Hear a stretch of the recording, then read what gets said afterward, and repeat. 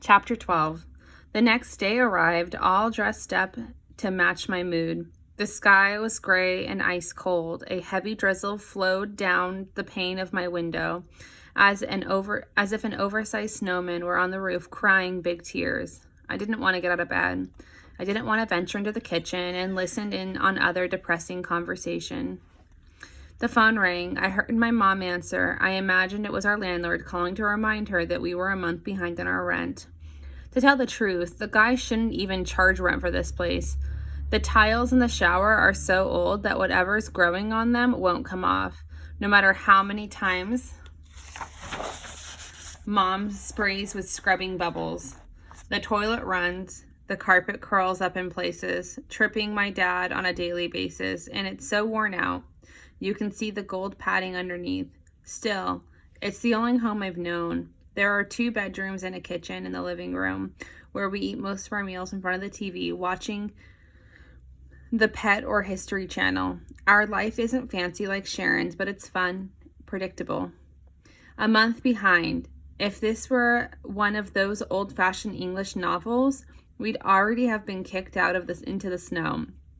We'd be pressing our faces against the window of Wong's, our tongues hanging out, begging for food. I heard Mom chatting on the phone. Her voice was relaxed, so I knew it wasn't the landlord. It made me feel better somehow. I grabbed my sketch pad. I'd been dreaming about the strange creatures. They were combinations of animal and person. They had big, bare bodies, but with hands and feet and human faces. I started to draw the figures from my dream in great detail.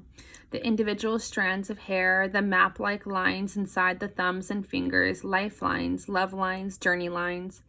That's the magic of drawing. It's just lines and more lines.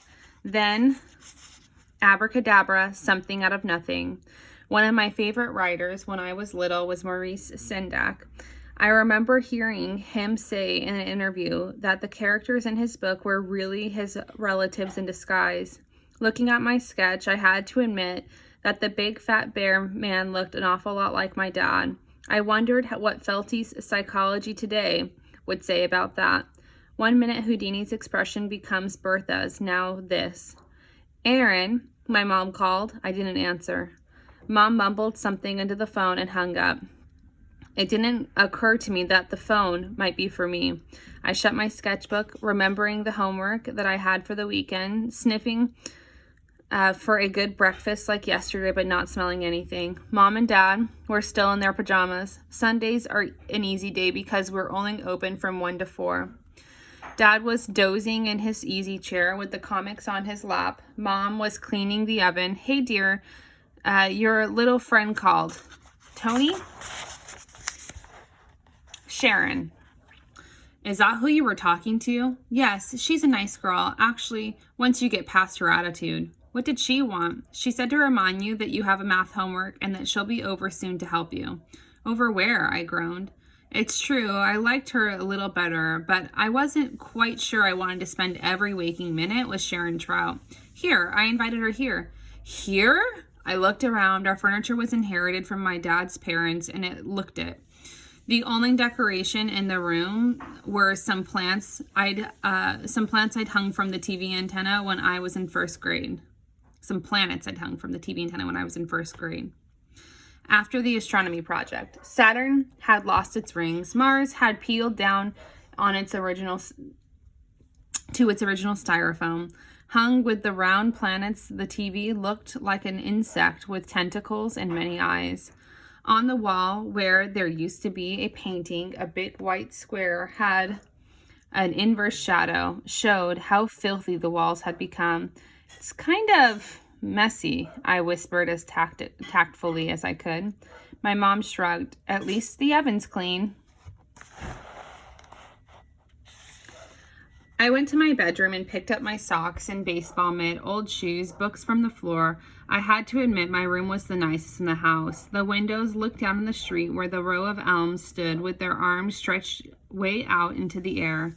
Mom had framed some of my favorite drawings and hung them around the room. My bedspread was new, and I had 2 baseball glove chairs that were pretty cool. Although I doubted a girl like Sharon would appreciate that. I got dressed quickly.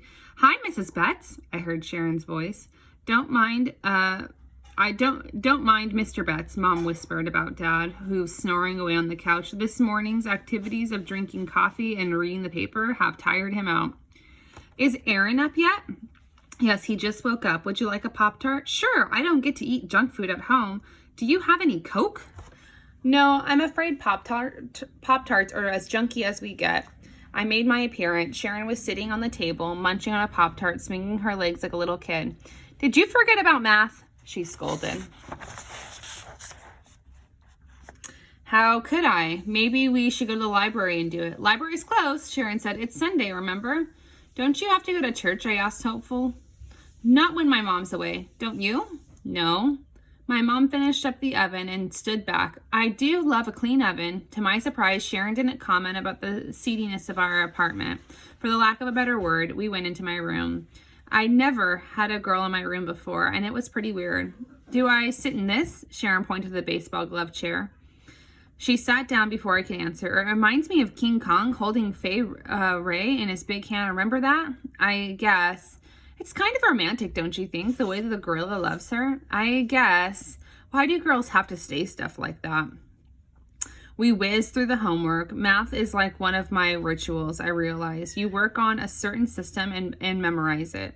No matter what curve you're thrown, you apply the system. I was definitely catching on. It was 11 o'clock when we finished. By that point, my mood was a little better, and I didn't mind if she hung around. What do you do now? What do you want to do now? I asked. Well, she said slowly, I was hoping we could go to your store and look at the animals and stuff. So that was it. I felt relieved. She didn't want me to be her boyfriend or anything. She just liked hanging out with our pets as much as I did. Sure, I said. We'll go now. It's cool being there before we open the doors, just playing around and stuff. And I've got to clean the hamster cages. Cool. Will your mom mind? No, I bragged. It's my shop as much as theirs, you know. It's been passed down for generation to generation. After I said that, I felt stupid because it wasn't going to happen. My generation would be where it stopped because everyone wanted to shop in big malls and shopping centers, and no one cared about the little guy.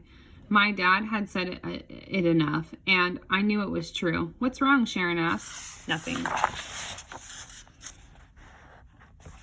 We walked along in silence. We had to walk really close to the buildings to avoid being dripped on by melting snow.